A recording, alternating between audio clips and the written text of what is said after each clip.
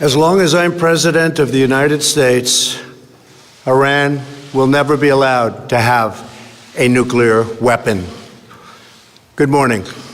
I'm pleased to inform you the American people should be extremely grateful and happy. No Americans were harmed in last night's attack by the Iranian regime. We suffered no casualties. All of our soldiers are safe, and only minimal damage was sustained at our military bases. Our great American forces are prepared for anything. Iran appears to be standing down, which is a good thing for all parties concerned and a very good thing for the world. No American or Iraqi lives were lost because of the precautions taken, the dispersal of forces, and an early warning system that worked very well. I salute the incredible skill and courage of America's men and women in uniform. For far too long, all the way back to 1979 to be exact, nations have tolerated Iran's destructive and destabilizing behavior in the Middle East and beyond. Those days are over. Iran has been the leading sponsor of terrorism, and their pursuit of nuclear weapons threatens the civilized world. We will never let that happen. Last week, we took decisive action to stop a ruthless terrorist from threatening American lives. At my direction, the United States military eliminated the world's top terrorist, Qasem Soleimani. As the head of the Quds Force, Soleimani was personally responsible for some of the absolutely worst atrocities. He trained terrorist armies, including Hezbollah, launching terrorist strikes against civilian targets. He fueled bloody civil wars all across the region. He viciously wounded and murdered thousands of U.S. troops, including the planting of roadside bombs that maim and dismember their victims. Soleimani directed the recent attacks on U.S. personnel in Iraq that badly wounded 4 service members and killed 1 American, and he orchestrated the violent assault on the U.S. Embassy in Baghdad. In recent days, he was planning new attacks on American targets, but we stopped him. Soleimani's hands were drenched in both American and Iranian blood. He should have been terminated long ago. By removing Soleimani, we have sent a powerful message to terrorists. If you value your own life, you will not threaten the lives of our people. As we continue to evaluate options in response to Iranian aggression, the United States will immediately impose additional punishing economic sanctions on the Iranian regime. These powerful sanctions will remain until Iran changes its behavior. In recent months alone, Iran has seized ships in international waters, fired an unprovoked strike on Saudi Arabia, and shot down 2 U.S. drones. Iran's hostilities substantially increased after the foolish Iran nuclear deal was signed in 2013, and they were given $150 billion, not to mention $1.8 billion in cash. Instead of saying thank you to the United States, they chanted death to America. In fact, they chanted death to America the day the agreement was signed. Then Iran went on a terror spree, funded by the money from the deal, and created hell in Yemen, Syria, Lebanon, Afghanistan, and Iraq.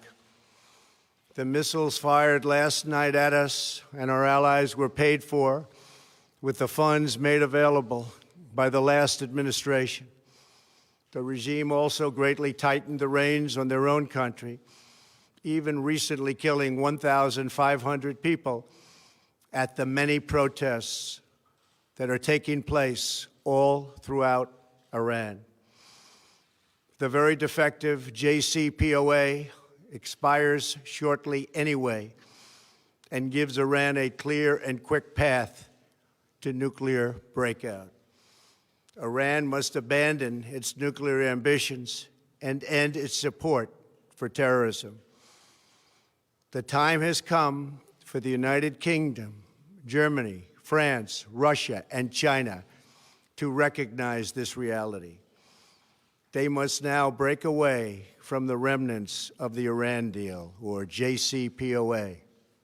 And we must all work together toward making a deal with Iran that makes the world a safer and more peaceful place. We must also make a deal that allows Iran to thrive and prosper and take advantage of its enormous untapped potential. Iran can be a great country. Peace and stability cannot prevail in the Middle East as long as Iran continues to foment violence, unrest, hatred, and war. To thrive, and the civilized world must send a clear and unified message to the Iranian regime. Your campaign of terror, murder, mayhem will not be tolerated any longer. It will not be allowed to go forward.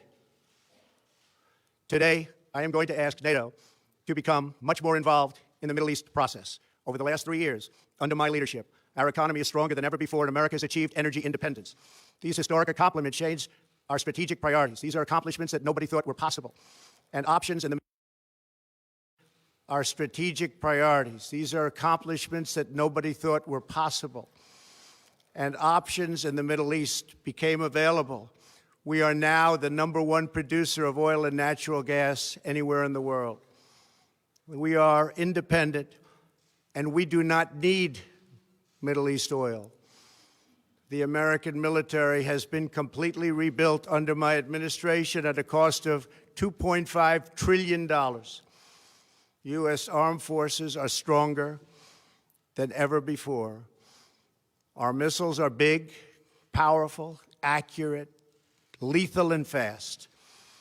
Under construction are many hypersonic missiles. The fact that we have this great military and equipment, however, does not mean we have to use it. We do not want to use it.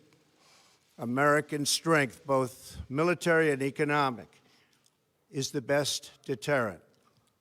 3 months ago, after destroying 100% of ISIS and its territorial caliphate, we killed the savage leader of ISIS, al-Baghdadi, who was responsible for so much death, including the mass beheadings of Christians, Muslims, and all who stood in his way. He was a monster. Al-Baghdadi was trying again to rebuild the ISIS caliphate and failed. Tens of thousands of ISIS fighters have been killed or captured during my administration. ISIS is a natural enemy of Iran. The destruction of ISIS is good for Iran, and we should work together on this and other shared priorities.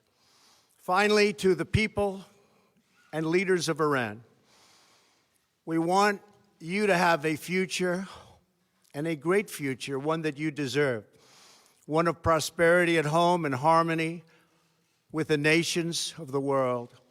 The United States is ready to embrace peace with all who seek it. I want to thank you, and God bless America. Thank you very much. Thank you. Thank you.